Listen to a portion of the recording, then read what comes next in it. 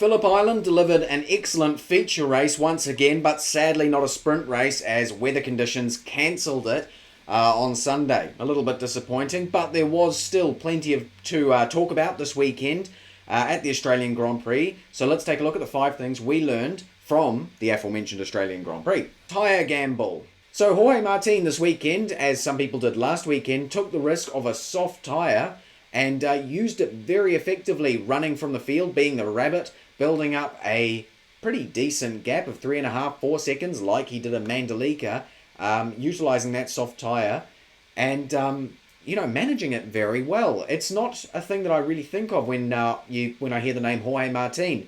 He doesn't really make me think of someone who saves tyres and is particularly good at tyre conservation. But he did an impressive job this weekend with his tyre conservation as he made that soft work for most of the race. It only came down to the last few laps where they suddenly fell off the cliff. First podium. One of the feel-good stories of this weekend was Fabio Di Giannantonio, who got his first ever podium in the feature race. Very impressive. It was a great ride from him. He's been kind of threatening it in the last few rounds.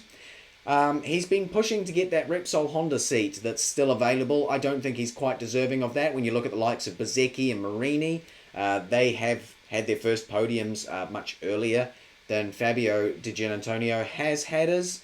But either way, it was a feel-good story from the weekend, and the option of him staying on the grid still isn't closed off yet. So if he pulls out another podium or two, that certainly might be an option. Moved feature. One of the most interesting things that happened this weekend, in my opinion, was that the feature race and the sprint race were swapped around, so the feature would run on the Saturday. Obviously, that was done for the weather conditions that came in on Sunday, and I think it's a really great unexpected benefit of the sprint race system that we can now run the feature race on the Saturday in case the weather conditions look a little bit rubbish for the Sunday. Excellent thing that MotoGP did that. It would have been really disappointing if we'd gotten the sprint race but hadn't gotten the feature, so it was great to see them able to use that new format and swap it around. And I think, it's a great thing to have kind of ready for the future in case we ever have miserable weather conditions again that would theoretically call off the Grand Prix on a Sunday. Bike woes. So we've discussed throughout the season the difficulties of the Japanese manufacturers with their bikes not being particularly competitive, but so far the flyaway races at least have been rather positive, with Fabio Quartararo getting 2 podiums. Marc Marquez has kind of been up there and competing again, but this weekend was kind of a return to the early stages of the season as the Japanese manufacturers really struggled. It was quite brutal to see because Phillip Island is a track where historically they've done very well, and you'd think that the way it's laid out would have benefited them, would have made them more competitive, but they just weren't anywhere by comparison to the European manufacturers. I hope that they can improve over the next little while, but when you see them struggling in a race like Phillip Island, which in theory shouldn't benefit the bikes with all the aero as much, it was pretty sad to see. Backflip is back. Johann Zarco is finally a race winner this weekend. We saw a return of the famous backflip celebration that became very popular during his 2 Moto 2 title-winning seasons.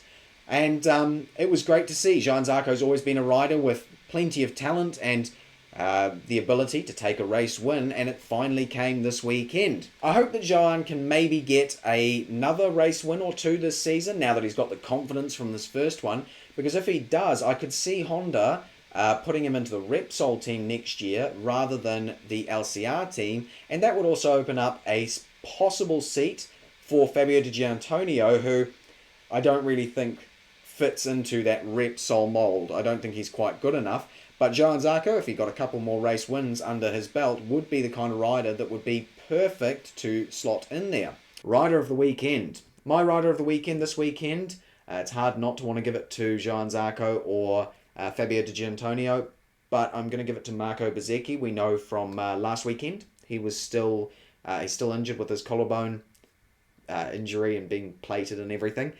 And for him to, go from 10th on the grid to 6th, whilst that's not a lot of places made up, it's pretty impressive at a track as physical as Phillip Island is.